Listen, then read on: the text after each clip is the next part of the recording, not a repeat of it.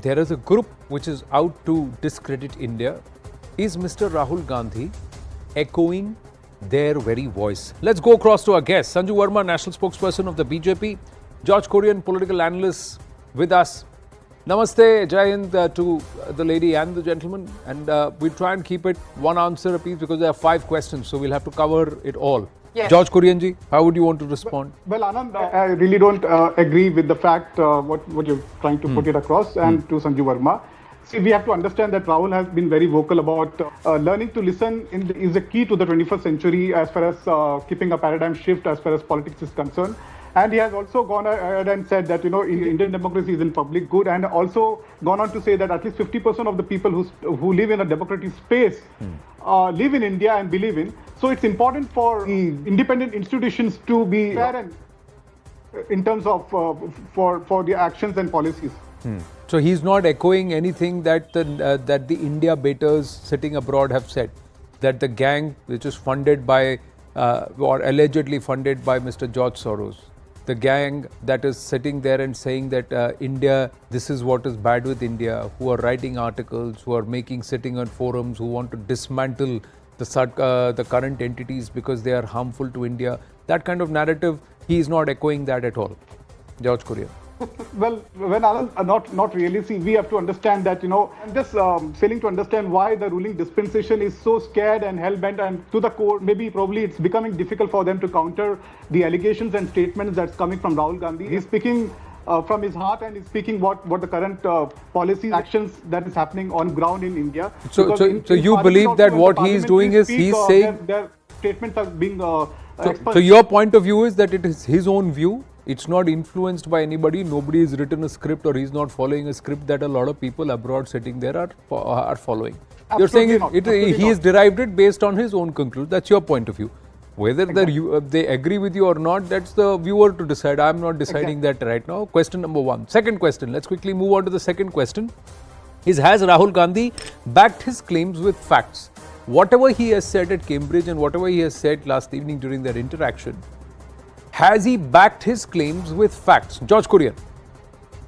Well, I don't see any reason or need for Rahul Gandhi to back the claims with facts, because it is there in public domain for everyone to see, what post-2014, what has gone, the series of events that has taken shape in India, be it the independent institutions, be it the judiciary, the media, CBI, the Enforcement Directorate, Income Tax Department. We have seen all the social engineering that has taken shape post-2014, and the complete silence from the ruling dispensation when it comes to rape and women's security and things like that. So this need not be elaborated with facts and figures. It's there for everyone to see in public domain. What is there for... I couldn't see Pegasus on his phone because the investigators also could not see it because he never gave his phone. So has he backed it with fact?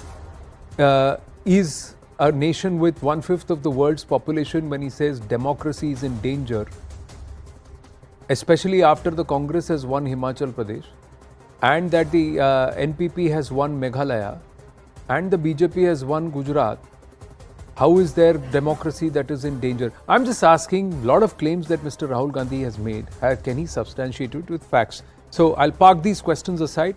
George Korean, respond.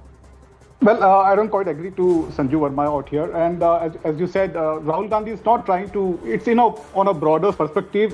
What he's trying to put it across to the audience is that there's a lot of suppression of voice across India. He also goes on to say that the opposition is no longer just fighting the political fight.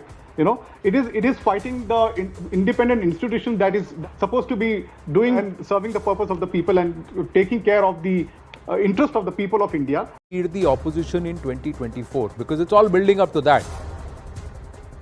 Does he display the ability to lead the opposition and a counter narrative against Prime Minister Narendra Modi? George Korean ji. Well, I'm confident that Rahul Gandhi is capable enough and has all the ability of the leadership qualities that he has within him to lead a united opposition in 2024, and it goes without saying. And I'm sure that the united opposition will consider him and the Congress party to lead because it has a national footprint, and it believes in learning to listen with the attitude and a progressive development agenda that it will carry in 2024. So if it is learning to listen, then has it not got the message already that the opposition believes that the Congress will play a role but is not the fulcrum? That's been repeated often times by the opposition. So who is willing to listen and who is not willing to listen?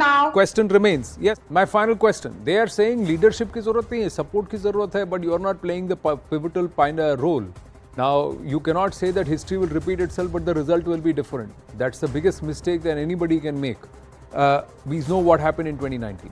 In the meantime, final question. Does Mr. Rahul Gandhi, when he is making these statements and utterances on foreign soil and also across the country, does he have a better plan for Bharat than Prime Minister Narendra Modi? If so, so far has he been even able to delineate it or outline it? George Kurian, does he have a better plan for Bharat than PM Modi?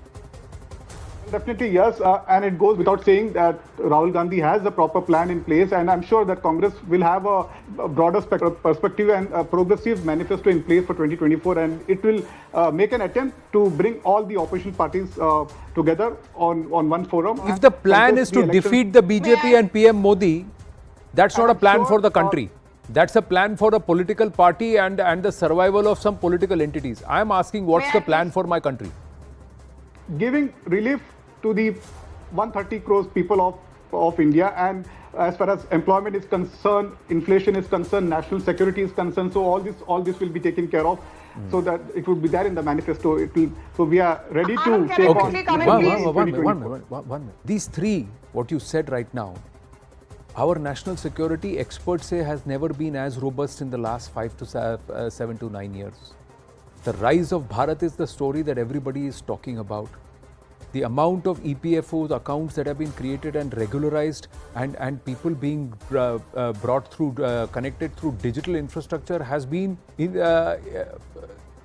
the largest ever possible in the last 4 years, out of the last 9 years. So, how is that going to be better than Prime Minister Narendra Modi and what he has done is the question. Do you have a better story, narrative and a plan than PM Narendra Modi? We need a concrete answer on that. Have we found it? I'll leave the jury out there. Yes, Sanju.